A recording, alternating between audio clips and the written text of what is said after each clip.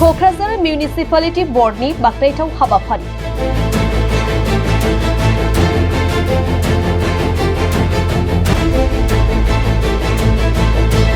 क'क्राझार नोगोरखौ साखोन-सिखोन लाखिनो थाखाय सिबस्रांनाय हाबाफारि लादों क'क्राझार नोगोर आफादा।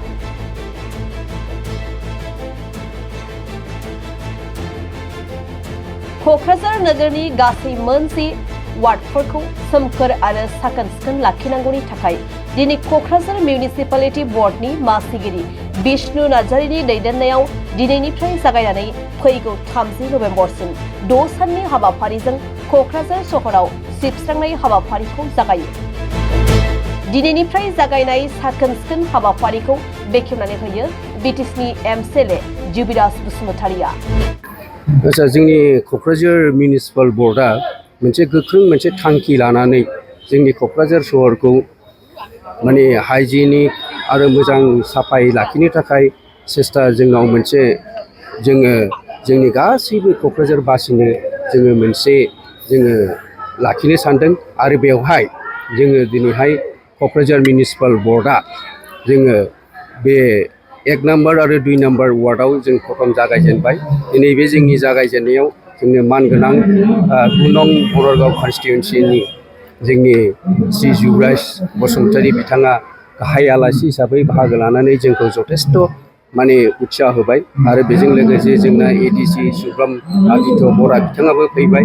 आरो लोगोसे जोंजों दंबावो जोंनि एग्जिकिउटिभ अफिसार बायद' आरो लोगोसे जोंनिनो लोगो भाइस चेयारमेन आरो गासैबो वार्ड कमिशनार आरो गासैबो जोंनि बे 1 नम्बर वार्डनि सेल्फ हेल्प ग्रुप गासैबो बिथांमोना जोंजों लोगो लाफाफैदों। आरो जोंनि जेसेबां मिउनिसिपाल बर्डनि माने जेसेबां जोंनि स्टाफफोर दङ बिथांमोनाबो दिनै बे हाबायाव जुरित जानानै दङ। जोंनि गाहाय उद्देश्यआनो जाहैबाय जोङो क'क्राझार सहरखौ माने अराय सम आगोलावबो जाहाथे जोङो साब सिखोनै बोरै लाखिलांनो हायो बिनि थाखाय जों नैबे क्लिननेस ड्राइभखौ जोङो दिनै सानसेनि थाखायल' नङा, बियो माने 6 दिन सोलिगोन। 6 दिनाव जोङो 10टा वार्ड दङ जोंनि क'क्राझार मिउनिसिपालिटिनि सिङाव। जोङो बे 10टा वार्डखौ जोङो बे 6 दिननि गेजेराव फोजोबगोन। दा जोङो 30 तारिखआव जोंहा मोनसे क्लजिं सेरेमनि जागोन। आरो दा बिनि उनावनो जोङो 1 डिसेम्बरनिफ्राय गासैबो वार्डआव जोंनि माखासे टिम दङ जायखौ जोंनि बे जेसेबांनाखि बहाय मैला मैथा ओंखारो बेफोर जिनिसखौ मानसिफ्रा दिनैहाय वाइस होननानै बुङो। बे वाइस होननायखौ जोङो खोथाया बेखौ गासिबो जोङो रिसर्स हिसाबै जोङो लायो। आरो बेखौ जोङो सेग्रिगेसननि माखासे पद्धतियै जोङो बे गासैबो जेसेबांखिनि क'क्राझार मिउनिसिपाल बर्डनि सिङाव 10टा वार्डआव जेसेबांखिनि माने कचरा जेनाखि मैला होननानै बुङो बे ओंखारो बेखौ जों सेग्रिगेसन खालामनानै गासैखौबो जोङो रिसाइकेलनि थाखाय जों माने बेखौ जोङो फाननानै आरो जोंनि माखासे मानसिफोरखौ जों बेवहाय माखासे एंगेज खालामगोन। आरो बेवहाय जेखिनि थायो आद्रा बेखौ जोङो मोजाङै डिसप'ज खालामगोन।